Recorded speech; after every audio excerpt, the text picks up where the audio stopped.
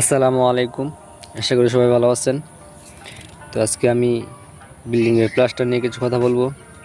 তো দেখতে পাচ্ছেন আমাদের বিল্ডিংয়ের মাচা দেওয়া হচ্ছে প্লাস্টার করার জন্য। তো প্লাস্টার করার সময় কিছু বিষয় আছে যেগুলো যেগুলো কিনা আপনার খুবই ভালোভাবে করতে হয়, খুব সাবধানতার সাথে। যেমন ধরেন মাচা, যে বিল্ডিংয়ের প্লাস্টার বা গাঁথুনি যে কাজই করেন না কেন, মাচাটা আপনার যদি সঠিকভাবে বা পোক্তভাবে না দেন তাহলে কিন্তু আপনার অ্যাক্সিডেন্টের সম্ভাবনা থাকে। সেই জন্য আপনারা মাচাটা একটু পোক্তভাবে দিবেন যাতে পরবর্তী সমস্যা না হয়। বাইরের বাঁশগুলো, ডকনার বাঁশগুলো একটু মজবুত দেওয়ার চেষ্টা করবেন। যাই হোক, এগুলো এক। দ্বিতীয় বিষয়টা হলো, আপনারা যখন প্লাস্টার করাবেন বা করবেন, আপনারা চেষ্টা করবেন যাতে কোনো ওয়ালে যাতে জোড়া না পড়ে। জোড়া বলতে আপনারা আজকে প্লাস্টার অর্ধেকটা করলেন, পরের দিন বাকি অর্ধেকটুকু করলেন, এটাকে জোড়া বলি আমরা। জোড়া তো আজকে একদিনে করলে জোড়া পড়বে, কিন্তু কালকেরটা আজকেরটার সাথে অনেক পার্থক্য। ঠিক আছে, আশা করি এই জিনিসটা বুঝতে পারছেন। চেষ্টা করবেন আপনারা একদিনে একটি ওয়াল নামিয়ে ফেলার জন্য। তো আমরা কালকে বিল্ডিংয়ের কার্নিশ, জানালার কার্নিশ করেছি। আজকে শুধু সাদা ওয়াল, মানে সাদা সিধা ওয়াল প্লাস্টার করব। তো সেই জন্য আজকে এই ভিডিওটি। তো আজকে এই জিনিসটা মনে হয় আপনাদেরকে বুঝাতে পেরেছি যে একদিনে কাজ করলে, ভাগে ভাগে কাজ করলে কাজ সুন্দর হয়, কাজও মজবুত হয়। মনে করেন একদিনে যদি আপনারা মাচা দেন, জানালার বিট করেন, হ্যাঁ, ওয়াল করেন, তাহলে দেখা যাচ্ছে আপনার বিল্ডিংটা ওয়ালটা দিয়ে জোড়া পড়ে যাবে।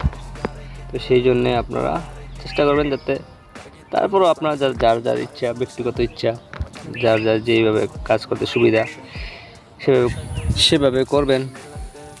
তো আমার এই জিনিসটা ভালো লেগেছে, মনে করেছি যে আপনাদের সাথে শেয়ার করলে আপনাদের উপকার হবে, সেই জন্য আর কি এই বিষয়ে কথা বলা। তো চেষ্টা করবেন এভাবে করলে আপনাদের আশা করি ভালো হবে, উপকার হবে, সেই জন্য কথা বলার। দ্বিতীয়ত যে বিষয়টা, সেটা হলো আপনারা প্লাস্টারের আগে পর্যাপ্ত পরিমাণ পানি দিয়ে নেবেন। পর্যাপ্ত পরিমাণ পানি দিয়ে নিলে আপনার ওয়ালটা প্লাস্টার খুবই সুন্দর হবে এবং মজবুত হবে।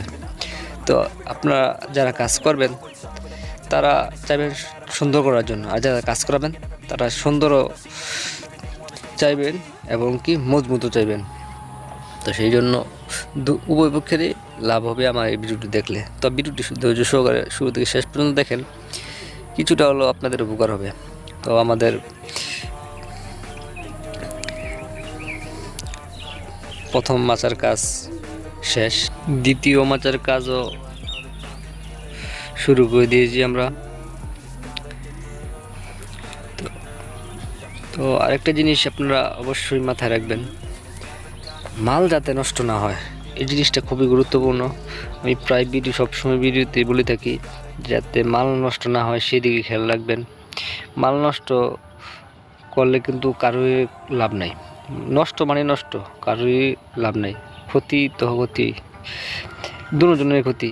এক হলো আপনার যারা কাজ করবেন তাদের বদনাম যে তারা মাল নষ্ট করে, আর যারা কাজ করাবেন তাদের তো টাকা লাগবে, বেশি টাকা লাগবে।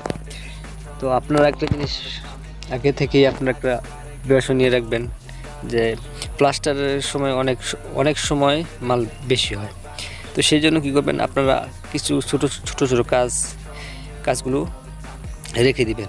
যেমন ধরেন কিছু স্যানিটারির যে 5 ফিনিক্সের স্ল্যাব, মনে করেন বাথরুমের যে ছোটো ছোটো সেফটি ট্যাঙ্কি বা পকেট ট্যাঙ্কি হয়, সেগুলোর স্ল্যাব বানাইবেন। তারপরে মনে করেন ছাদের মধ্যে কামরাঙ্গা বা পানির ট্যাঙ্কি বসানোর জন্য কামরাঙ্গা বানায় রাখবেন। তারপরে মনে করেন বিল্ডিংয়ের সাইডে দিয়ে যে ঢালাই করে রাখবেন অল্প অল্প। আমি এমনটা বলছি না দৈনিক একবারেই করে ফেলতে হবে, আপনারা আস্তে আস্তে অল্প অল্প করবেন, যতটুকু মাল বেশি হয় ততটুকু মাল কাজে লাগায় ফেলবেন। যেমন আজকে 2-3 টাকার মাল বেশি হয়েছে, তো চেষ্টা করবেন এই 2-3 টাকার মাল কাজে লাগানোর, সঠিক কাজে লাগানোর, যাতে বেহুদা কাজে না লাগায় সেদিকে খেয়াল রাখবেন। বিশেষ করে অনেকে মালগুলি ধুয়ে নষ্ট করে ফেলে, তা না করে আপনারা চেষ্টা করবেন বিল্ডিংয়ের সাইড দিয়ে ঢালাই দেওয়ার জন্য। মনে করেন 2 টাকার মাল কণা বেশি হলো, 2 টাকা কণা দিয়ে 5-6 ফুট বিল্ডিংয়ের সাইড দিয়ে ঢালাই দিয়ে ফেলেন। এরকম মনে করেন সপ্তাহ 15 দিন করলে দেখা যাচ্ছে আপনার বিল্ডিংয়ের চতুর্থ সাইড ঢালাই হয়ে যাবে। এক্ষেত্রে আপনার 5 থেকে 6 হাজার টাকা সেভ হবে। যেমন ধরেন আপনি যদি ভবিষ্যতে পরবর্তীতে আপনার ছাদ বা নিচে দিয়ে ঢালাই দেন, তাহলে দেখা যাচ্ছে একটা মিস্ত্রি বা 2টা হেল্পার লাগবে, 2-3 বস্তা সিমেন্ট লাগবে, হ্যাঁ বালু লাগবে। এই খরচটা আপনার বেঁচে যাবে। আসলে এই জিনিসটা আপনাদের বোঝাতে পেরেছি। আমি জানি না আমার কথা আপনারা বুঝতে পারছেন কি না, তা আমি আপনাদের সাধারণভাবে সহজভাবে বোঝানোর চেষ্টা করেছি। তো জানি না আপনাদেরকে কতটুকু বোঝাতে পারলাম। তো আমাদের দ্বিতীয় মাচার কাজও শেষ, নিচে কাজ অলরেডি শুরু হয়ে গেছে, করা হচ্ছে। হ্যাঁ,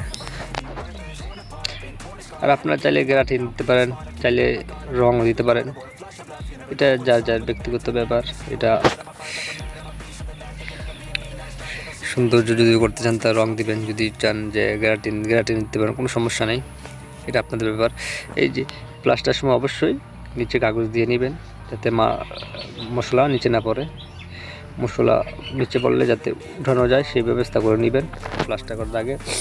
প্লাস্টার করার সময় কিন্তু মাল বা মশলা বেশি হবে, প্লাস্টারের সময় মশলা বেশি হবে, এই জিনিসটা আপনারা লক্ষ্য রাখবেন। এটা আমি আবার বলছি, প্লাস্টারের সময় মাল বেশি হবে। মিস্ত্রি যত বড়ই হয় না কেন বা যত ছোটোই হয় না কেন, প্লাস্টারের সময় মাল আপনার 1 কোটি মাল হলেও বেশি হবে। 100 দিনের মধ্যে 90 দিনই বেশি হবে। এটা আপনি হাতে কলমে বা খাতা কলম দিয়ে লিখে রাখতে পারেন। প্লাস্টারের সময় 1 টাকার মাল হলে বেশি হবে। হ্যাঁ, এটা আমি বলতে পারবো। আপনার আধা টাকা মাল হলে বেশি হবে, যে যত বড় মিস্ত্রি হোক না কেন। আর যদি ডিজাইনের কাজ করে, ডিজাইনের কাজ তো আর বেশি নষ্ট হয়। নষ্ট বলতে আপনার মনে করেন ডিজাইনের কাজ 3 টাকা বালু মশলা বানালে 1 টাকার কাজ করে আর 3 টাকা নষ্ট হয়। হয়তো বা নষ্ট হয় বলতে এটা ডিজাইনের কাজ, ডিজাইনের করতে সময় নেয়, সেই জন্য মাল মশলা নিচে পড়ে। করতে দেখা যাচ্ছে পরবর্তী বিকেল হয়ে যাওয়ার সময় দেখা যাচ্ছে মালগুলো মশলাগুলো গুটি হয়ে গেছে, পরবর্তীতে আর কাজ করা যায় না। চেষ্টা করুন মাল যাতে নষ্ট না হয় সেদিকে খেয়াল রাখবেন। আর আমার ভিডিওটি যদি আপনাদের ভালো লেগে থাকে অবশ্যই চ্যানেলটি সাবস্ক্রাইব করে পাশে থাকবেন। আর এরকম নিত্য নতুন ভিডিও পেতে পাশে নোটিফিকেশন বেলটি অন করে রাখবেন, যাতে নতুন কোনো ভিডিও ছাড়ার সাথে সাথে আপনার কাছে নোটিফিকেশন চলে যায়।